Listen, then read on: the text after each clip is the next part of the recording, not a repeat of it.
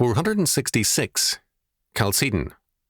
Chalcedon Report number 363, October 1995. The story of Chalcedon is really my life story.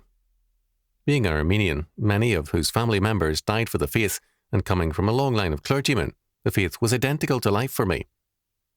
Before my birth, I had been dedicated to Christ's service by my parents. America was, for us, almost paradise, a land of freedom and joy. We revelled in its richness. None could have been more patriotic than we were. There was so much to appreciate and be grateful for in America's history. There were, however, disturbing things also. An incident occurred when I was perhaps 10 or 11 years old, which until now I have never mentioned or discussed with anyone. A neighbourhood boy, a superior mind, a happy, red-headed and sparkling person, asked me if I might be permitted to attend an afternoon film showing.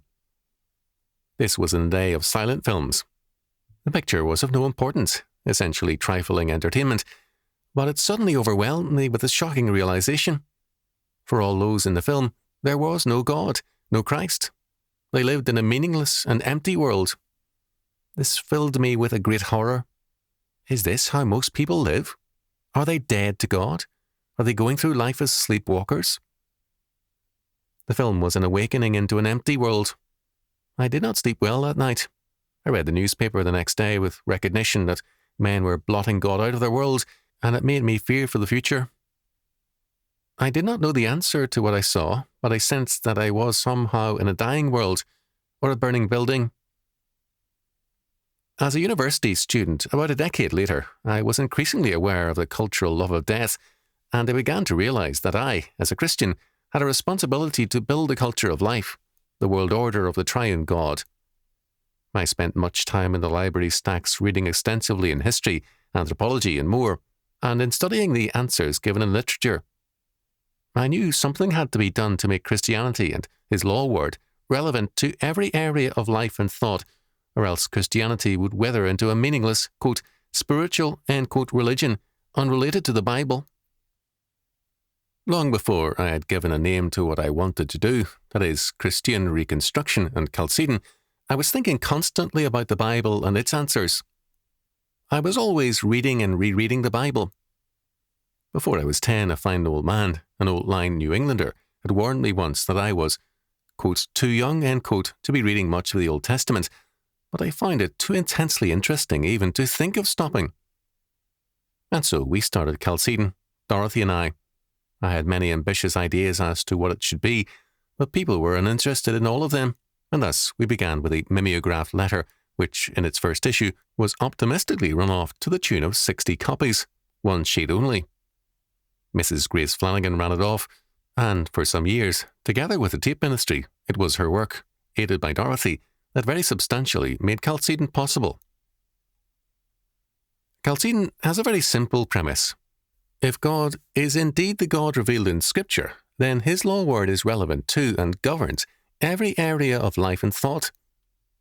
In polytheism, there are many gods, each governing a limited sphere, some the weather, others farming, others childbirth, still others spiritual concerns, and so on and on. Antinomians and, quote, spiritual Christians, end quote, have reduced Christianity to a polytheistic faith with a limited sphere of relevance for Christ. I regard this as blasphemous. Christ is King over all kings and Lord over all lords, the only potentate. 1 Timothy chapter 6, verse 15. To limit the scope of his government and the governing application of his law word is to deny him. What next will Chalcedon do? That depends on you. We have always been, financially, a shoestring organization, but, by the grace of God, we have a worldwide ministry. What more may develop depends, humanly speaking, on your support. Christian Reconstruction begins with you and me, our reordering of our priorities in terms of the faith.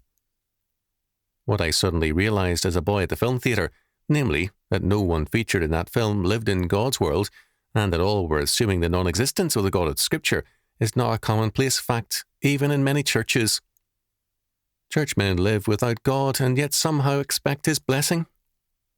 Nietzsche held, and A.J. Hoover pointed out in his study, Friedrich Nietzsche, his life and thought, that knowledge is man-made.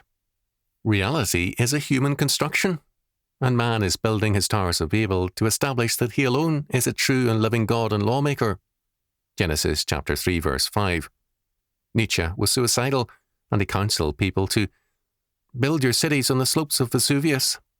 This they have done, and the rumblings of disaster now surround them. It is time to rebuild on the foundation of the Rock of Ages. Matthew chapter 7, verses 24 to 28.